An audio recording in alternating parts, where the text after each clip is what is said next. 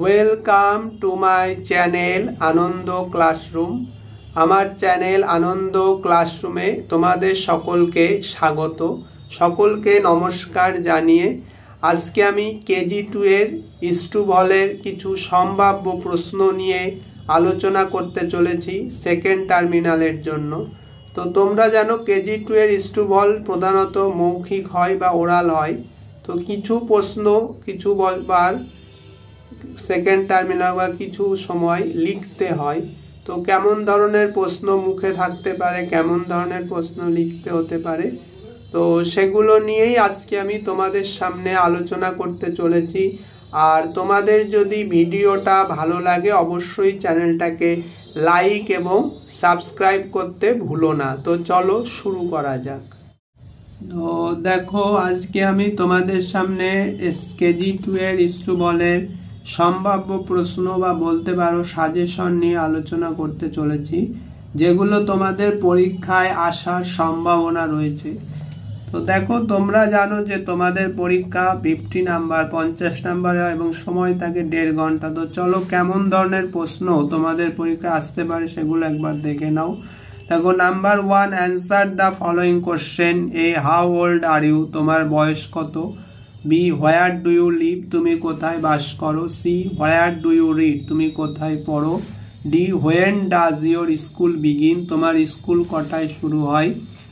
ই হচ্ছে হু are you, তুমি কে? তারপরে দেখো 2 দাগ, সে ইয়েস অর নো, অর্থাৎ তোমাদের হ্যাঁ অথবা না বলতে হবে।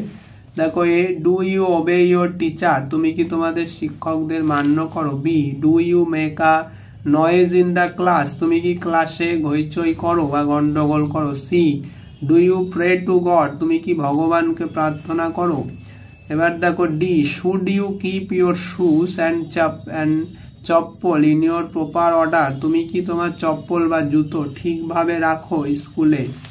আচ্ছা, স্কুলে হোক বাড়িতে হোক। আচ্ছা, তাহলে দেখো এইগুলো তোমাদেরকে মুখে ইয়েস অথবা না বলতে হবে, কিন্তু এই যে কোশ্চেনগুলো আছে অ্যান্সার দ্য ফলোইং কোশ্চেন, এগুলো প্রধানত লেখার জন্যই। এবার সেটা স্কুলের ওপর ডিপেন্ড করে, হয়তো কোনো কোনো স্কুল এটা মুখেও নিতে পারে, আবার কোনো কোনো স্কুল লিখতে হতে হবে। এটা মূলত লেখার জন্যই দেওয়া হয়।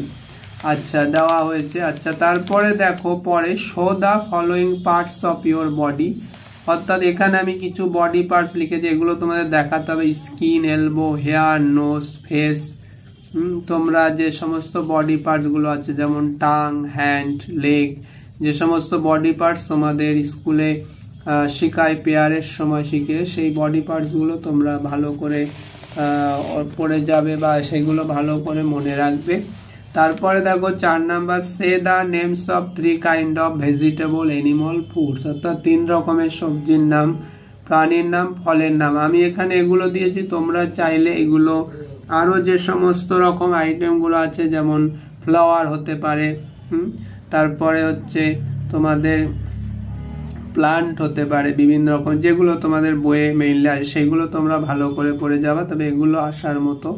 তারপরে দেখো 5, fill in the blanks. I walk with মাই, আমরা কাজ করি কি দিয়ে, কি হবে, হ্যান্ড দিয়ে। তারপরে দেখো B, I walk with my dash, আমরা হাঁটি কি দিয়ে, লেগ।